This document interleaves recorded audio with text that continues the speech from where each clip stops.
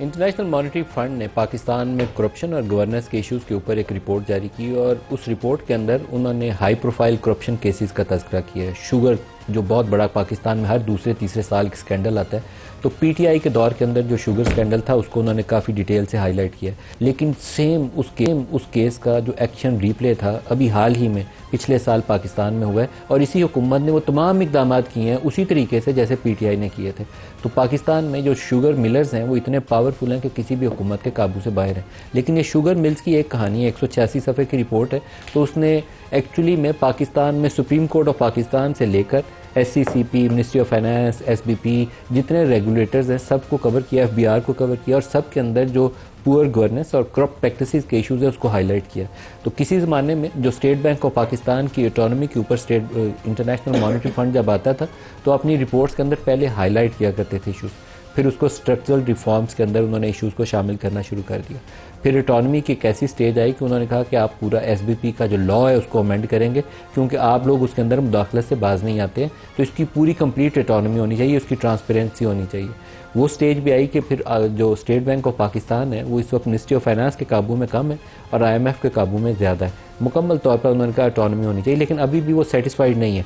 ये जो action plan उन्होंने रिकमेंड किया है उसमें उन्होंने कहा है कि जो सेक्रेटरी मिनिस्ट्री ऑफ फाइनेंस है इसको भी SBP के बोर्ड से रिमूव कर देना चाहिए। तो इंशाल्लाह वो दिन ज़्यादा दूर नहीं है कि जो काम हम खुद करने पे तैयार नहीं है, ये एक्चुअली काम हमें खुद के करने के हैं। पाकिस्तान से करप्शन ख़त्म हो, गवर्नेंस का खात्मा हो, लोगों की ज़िंदगियों में आसानी हो, हर चीज़ के लिए वो जो स्पीड मनी है, अब पैसा दें तो काम होता है, वैसे काम ही नहीं होता। वो बॉटलनेक्स हम ख़त्म करें, जो लोगों की जेबों पे वो डाका डालते हैं, हम उसका सिलसिला ख़त्म किया जाए। लेकिन खुद नहीं करेंगे, IMF की डिक्टेट्स के ऊपर करेंगे और IMF इस चीज़ को फिर काबू में करके रखेगा, हमें छोड़ेगा नहीं।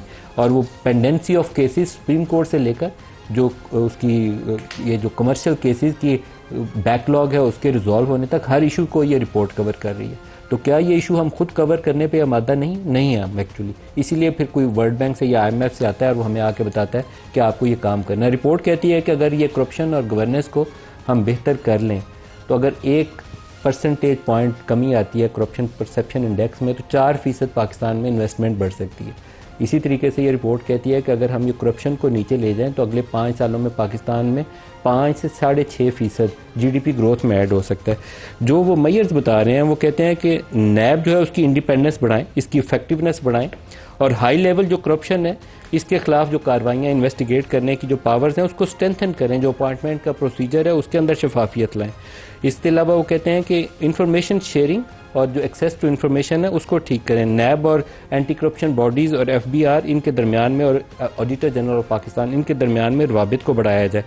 ट्रांसपेरेंसी और मेरिट बेस्ड प्रोसेस जो है उसको इख्तियार किया जाए और जजेस की जो अपॉइंटमेंट है, ये जो अकाउंटेबिलिटी कोर्ट्स के जो जजेस हैं उसको ट्रांसपेरेंट बनाया जाए। अब ये बड़ी मज़े की एक बड़ा इंपॉर्टेंट लेजिस्लेशन है, लेकिन अगर आप रिसेंट पास के जितने हाई प्रोफाइल हमारे पॉलिटिकल केसेस में या इवन PMLN के दौर में जिन लोगों को सजाएं होती थी अकाउंटेबिलिटी कोर्ट्स में, उनका आप आउटकम देखें तो आपको पता लगता था कि ये आर्म ट्विस्टिंग से सजाएं दी जाती हैं। अभी वो PTI वालों के साथ हो रहा है, तो कितनी क्रेडिबिलिटी रह जाएगी उन अदालतों की जिनके केसेस के आउटकम का हमें मीडिया पे भी पता होता है और पूरे पाकिस्तान को पता होता है कि ये पुअर जजमेंट्स हैं। ये हाई कोर्ट में भी जिस दिन टेकअप करेगा केस तो हाई कोर्ट में भी स्टैंड नहीं कर सकेगी। इसी तरीके से removal of secretary of the ministry of finance from SBP board, ये भी इसको रिफॉर्म लॉ के अंदर उन्होंने डाल दिया।